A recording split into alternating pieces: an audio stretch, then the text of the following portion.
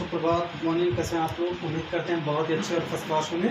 तो चलिए grammar second chapter शुरू करते हैं। सिंथेसिस का हमारा टॉपिक है और सिंथेसिस में हम आपको पढ़ाने चल रहे हैं कि यूज़ ऑफ पार्टिसिपल, मतलब पार्टिसिपल के द्वारा किस प्रकार से आप वाक्यों को जोड़ सकते हैं।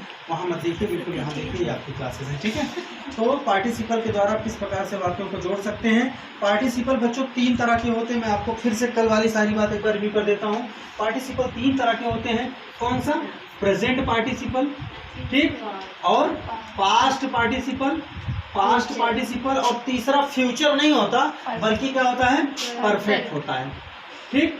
तो परफेक्ट होता है। तीन तरह के पार्टिसिपल होते हैं, प्रेजेंट पार्टिसिपल, पास्ट पार्टिसिपल और परफेक्ट पार्टिसिपल होता है। जिसमें से हम इसके पहले आप लोगों को प्रेजेंट पार्टिसिपल और परफेक्ट पार्टिसिपल बता चुके हैं और आज हम आपको बताने वाले हैं by using past participle. That means किस प्रकार से आप पास्ट पार्टिसिपल की मदद से वाक्यों को मतलब कंबाइन कर सकते हैं, जोड़ सकते हैं।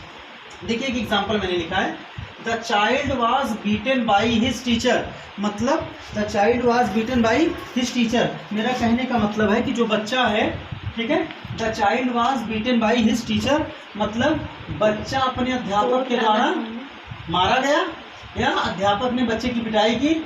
ही स्टार्टेड वीपिंग, वह रोना प्रारंभ कर दिया, ठीक। तो अब इसका मतलब ये हुआ कि ये देखो पैसिव वॉइस में है। पास्ट पार्टिसिपल में जब भी चेंज करोगे पैसिव वॉइस में होना चाहिए। कैसे हम पहचाने ये पैसिव वॉइस में है? पहली बात तो बाई लगा है, ठीक, एक नियम मिल गया। दूसरी बात थर्ड फॉर्म लिखी हुई है बीटेन, और पैसिव वॉइस में थर्ड फॉर्म होती है। नहीं तो वाज के साथ तो हमेशा आईएनजी लगती है, जैसे ही जेएमआर के साथ आईएनजी लगती है वैसे वाज के साथ लगती है। लेकिन यहाँ पर चूंकि वाज के साथ थर्ड फॉर्म लगा तो पैसिव वॉइस है। तो इसका आंसर अब बना लेंगे और इसका आंसर हो जाएगा वाज को सबसे पहले, वाज का मतलब होता है, वाज की फर्स्ट फॉर्म होती है बी। अगर कहीं पर वाज लिखा है या इज लिखा है, इन सब की फर्स्ट फॉर्म होती है बी।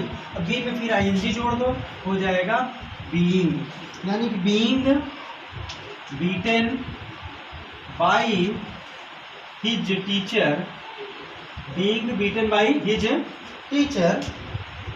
दूसरा वाक्य ऐसा उतार दीजिए क्या। अब चूंकि यहाँ पर लिखा है द चाइल्ड, यहाँ पे लिखा है ही, तो द चाइल्ड बच्चे के लिए ही वहाँ पर ही आया है, तो आप लिखेंगे द चाइल्ड, मतलब द चाइल्ड स्टार्टेड वीपिंग। तो वीडियो जी इसी पर रोक दीजिए।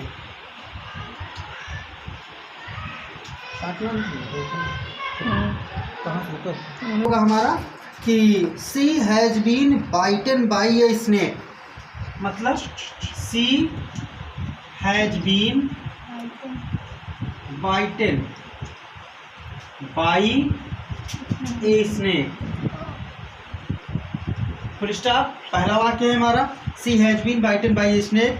दूसरा वाक्य है she is lying on the ground, she is lying on the ground, मतलब she has been bitten by a snake, मतलब एक सांप के द्वारा उसे काटा जाता है, एक सांप के द्वारा उसे काटा जाता है। She is lying on the ground, यह जमीन पर पड़ा था, ठीक। सांप जो जमीन पर पड़ा था उसने किसी महिला को काट लिया है। तो बच्चों यहाँ पर मैं आपको, आप बताइए पैसिव वॉइस कौन सा है? पहला वाक्य पैसिव वॉइस में कि दूसरा वाक्य? पहला। कैसे पहचाना? हैज होता है तो थर्ड फॉर्म होता है, वो तो ठीक थी बात, लेकिन हैज बीन के साथ हमेशा आईएनजी लगता है क्योंकि लास्ट वाला टेंस हो गया, प्रेजेंट परफेक्ट एंड कॉन्टिन्यूअस। तो ये पहला वाला है। तो इसमें क्या कर देंगे, यहाँ पर इसमें आईएनजी लगाना है, हैज में आईएनजी होगा तो हैविंग हो जाएगा। हैविंग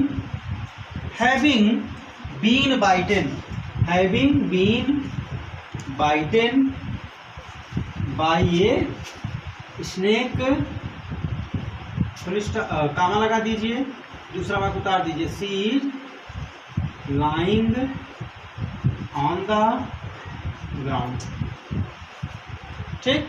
इस प्रकार से आप चाहें तो आप बना सकते हैं, बहुत ही आसान है, कोई समस्या आपको नहीं होगी। एक बार मैं आपको फिर से दिखा देना चाहूँगा। दो वाक्य आपको बताया गया। पहला वाक्य था हमारा पहला वाक्य था the child was bitten by his teacher और ही इज स्टार्टेड वीपिंग, और दूसरा इस प्रकार से है। तो आप इसको देखिएगा, करने का प्रयास कीजिएगा। फिर से कहना चाहूँगा भाई, घर पर रहिए, सुरक्षित रहिए और बने रहिए DK गुरु यूट्यूब चैनल के साथ। चैनल को अच्छा लगे तो सब्सक्राइब भी कीजिएगा। Thank you very much.